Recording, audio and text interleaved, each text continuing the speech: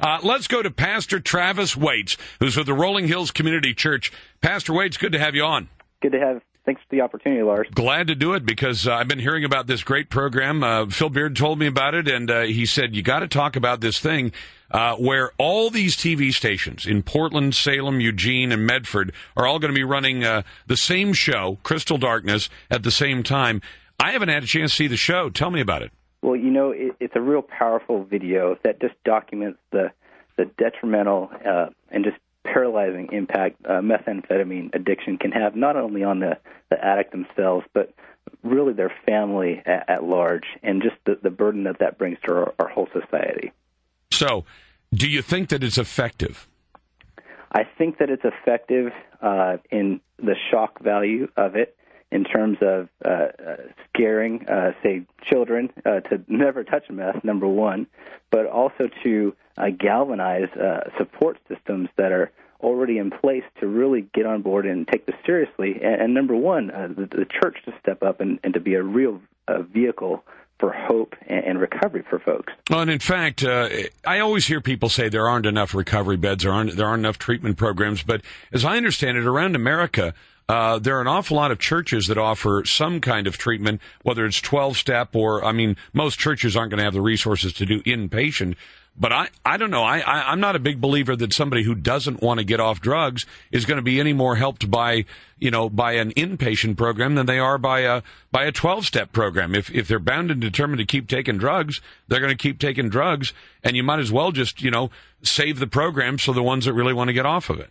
Yeah, absolutely. And what we've found, actually, and through doing this campaign, is that there really are more than enough resources, both the clinical setting as well as just the adjunct or supportive services for family members, of addicts, for people just struggling with any kind of addiction themselves that is not just limited to methamphetamine.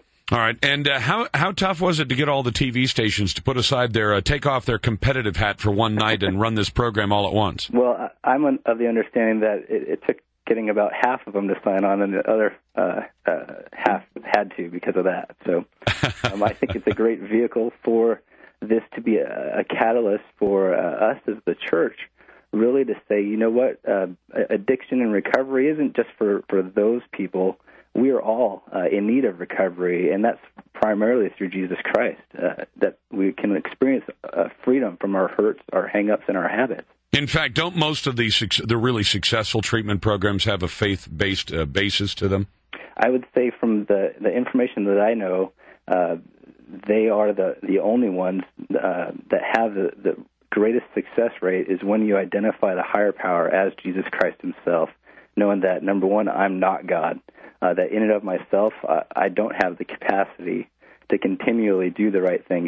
In fact, the opposite, and that's why I need Christ to set me free from my hurts, my habits, my addictions that get in the way of my connection to Him, connection to the world, and just create a lifetime of consequences for us. And this program, Crystal Darkness, is going to run on all these TV stations, the over-the-air broadcast stations, which are in most cases carried on the cable networks as well, Tuesday night at 7:30, right? That's correct. And we are actually going to host what's called a pre-event training on Monday, October 8th at 7 o'clock here at Rolling Hills Community Church.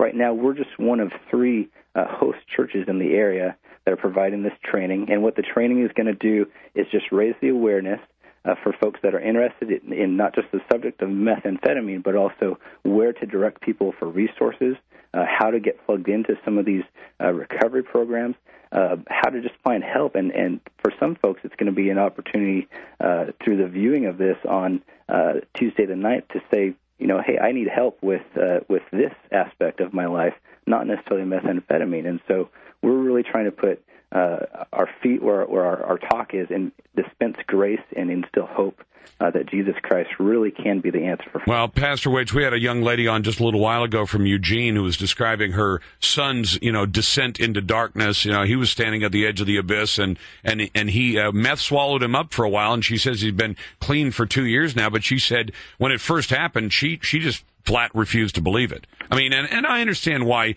you're tempted to do that. You don't want to believe that your kid is doing this, and so the end result is her kid went and became perhaps worse off than he would have been otherwise. But she just didn't know what to do, so she just denied that it was happening. Yeah, and I think that her experience is shared by probably the majority of us in the sense of we don't know what to do, number one, but also number two, how scary it is to think of someone we love having to struggle with this. And then, two, does it take away from us that our lives are messy? But that's okay because we're human, and that's why Christ came to save us. Yeah, life is not clean and sterile most of the time, and that's in part that's what makes it enjoyable, that it's not predictable and all. Pastor Travis Waits is with the Rolling Hills Community Church. If you want to get more information, we'll put the links on our website. Pastor, I appreciate you coming on to talk about Crystal Darkness coming up 7:30 p.m. on TV stations all over Oregon and into Washington on Tuesday night, the 9th of October. You've got the Larson Show.